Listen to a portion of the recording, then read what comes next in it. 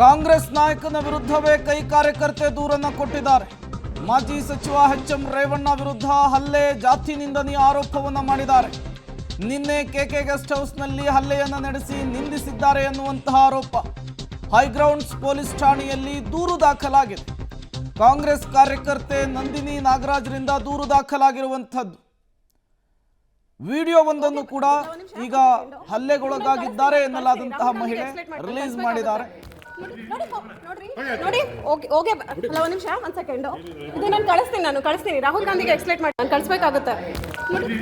ನೋಡ್ರಿ ಓಕೆ ಅಲ್ಲ ಒಂದು ನಿಮಿಷ ಒಂದು ಸೆಕೆಂಡ್ ಇದು ನಾನು ಕಳಿಸ್ತೀನಿ ರಾಹುಲ್ ಗಾಂಧಿಗೆ ಎಕ್ಸ್ಪ್ಲೇಟ್ ಮಾಡಿ ನಾನು ಕಳಿಸ್ಬೇಕಾಗುತ್ತೆ. ನೋಡ್ರಿ ಓಕೆ ಅಲ್ಲ ಒಂದು ನಿಮಿಷ ಒಂದು ಸೆಕೆಂಡ್ ಇದು ನಾನು ಕಳಿಸ್ತೀನಿ ರಾಹುಲ್ ಗಾಂಧಿಗೆ ಎಕ್ಸ್ಪ್ಲೇಟ್ ಮಾಡಿ ನಾನು ಕಳಿಸ್ಬೇಕಾಗುತ್ತೆ. ನೋಡ್ರಿ ಓಕೆ ಅಲ್ಲ ಒಂದು ನಿಮಿಷ ಒಂದು ಸೆಕೆಂಡ್ ಇದು ನಾನು ಕಳಿಸ್ತೀನಿ ರಾಹುಲ್ ಗಾಂಧಿಗೆ ಎಕ್ಸ್ಪ್ಲೇಟ್ ಮಾಡಿ ನಾನು ಕಳಿಸ್ಬೇಕಾಗುತ್ತೆ.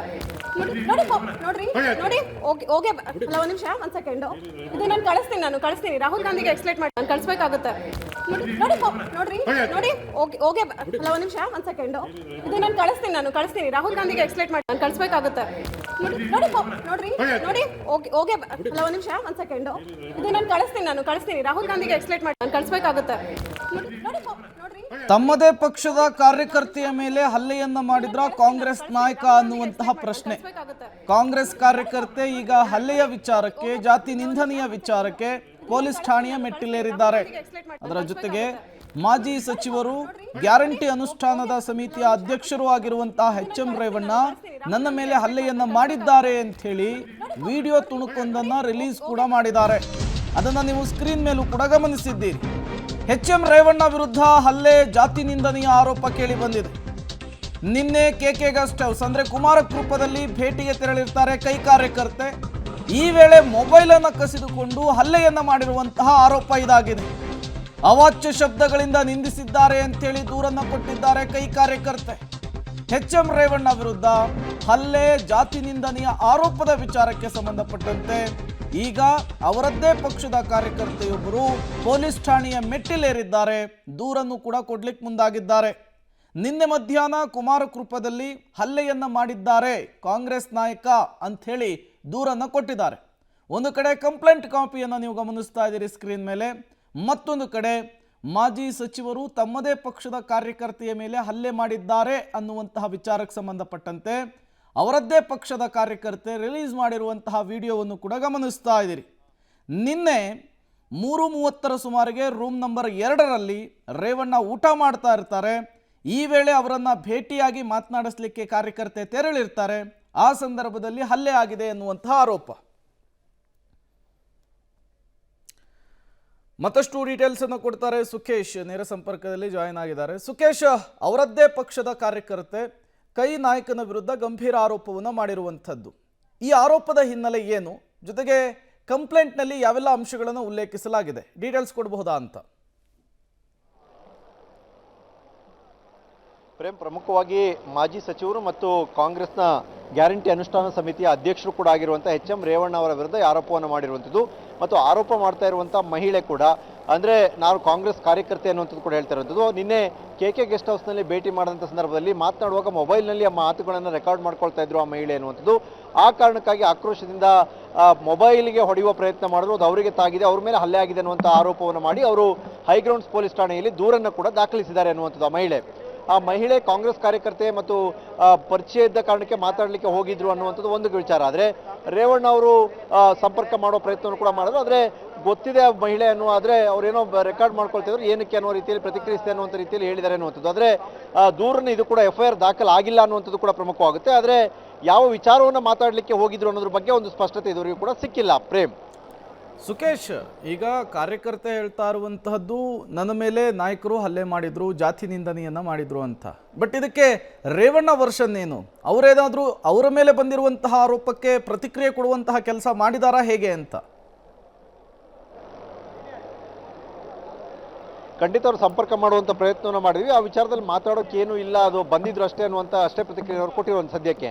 ಹಾಗಾಗಿ ಅಧಿಕೃತವಾಗಿ ಅದ್ರ ಬಗ್ಗೆ ಮಾತಾಡ್ತೀನಿ ಅನ್ನುವಂಥ ಮಾತನ್ನು ಕೂಡ ರೇವಣ್ಣ ಅವರು ಹೇಳಿದ್ದಾರೆ. ಅಂದರೆ ಇನ್ನು ಹೆಚ್ಚಿನ ಮಾಹಿತಿ ರೇವಣ್ಣ ಅವ್ರ ಕಡೆಯಿಂದ ಏನಿದೆ ಅನ್ನೋದು ಕೂಡ ಪ್ರಶ್ನೆ ಆಗುತ್ತೆ. ಜೊತೆಗೆ ಯಾವ ಕಾರಣಕ್ಕೆ ಭೇಟಿಯಾಗಿದ್ರು ಮತ್ತು ಇವರು ಯಾವ ಕಾರಣಕ್ಕೆ ಮೊಬೈಲನ್ನು ಆನ್ ಮಾಡಿಕೊಂಡು ರೆಕಾರ್ಡಿಂಗ್ ಶುರು ಮಾಡಿದ್ರು ಅನ್ನೋದು ಕೂಡ ಪ್ರಮುಖವಾಗುತ್ತೆ. ಇವೆಲ್ಲ ವಿಚಾರದ ಬಗ್ಗೆ ಕೂಡ ಬಹುಶಃ ತನಿಖೆ ನಡಿಬಹುದು. ಯಾಕಂದ್ರೆ ಈಗಾಗಲೇ ಪೊಲೀಸ್ ಕಂಪ್ಲೇಂಟ್ ಅನ್ನು ಕೂಡ ಅವರು ಕೊಟ್ಟಿದ್ದಾರೆ ಆ ಮಹಿಳೆ ಅನ್ನೋ ಕಾರಣಕ್ಕಾಗಿ.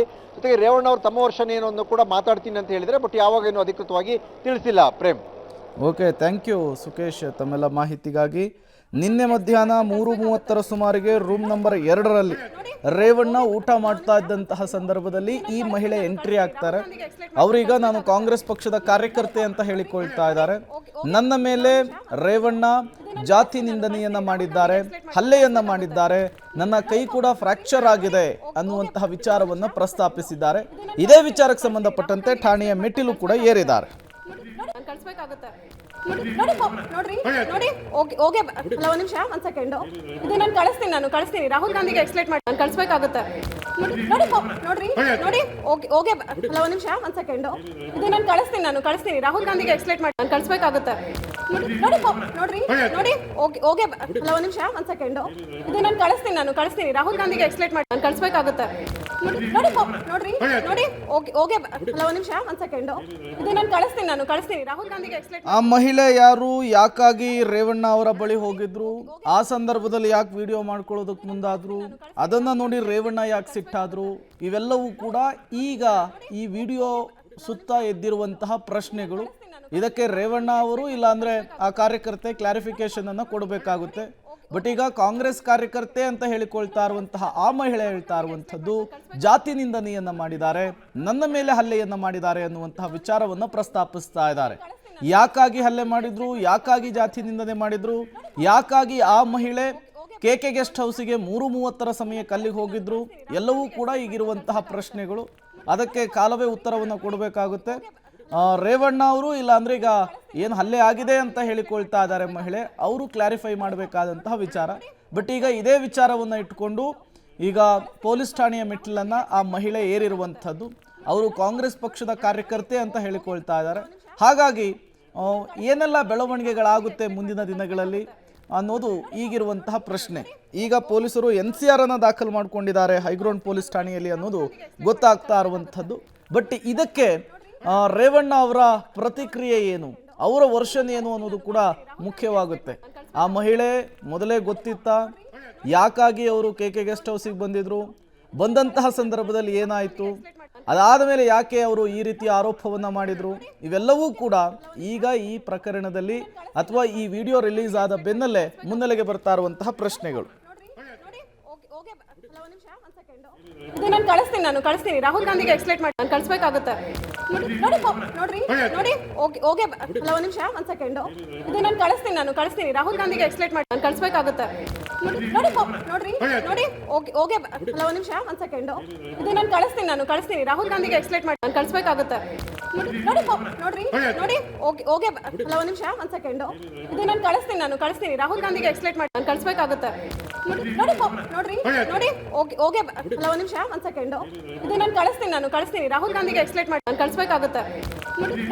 ನೋಡ್ರಿ ಓಕೆ ಗ್ಯಾರಂಟಿ ಅನುಷ್ಠಾನ ಸಮಿತಿ ಅಧ್ಯಕ್ಷರ ವಿರುದ್ಧ ಅವರದ್ದೇ ಪಕ್ಷದ ಕಾರ್ಯಕರ್ತೆ ಗಂಭೀರವಾಗಿ ಆರೋಪವನ್ನ ಮಾಡಿದ್ದಾರೆ.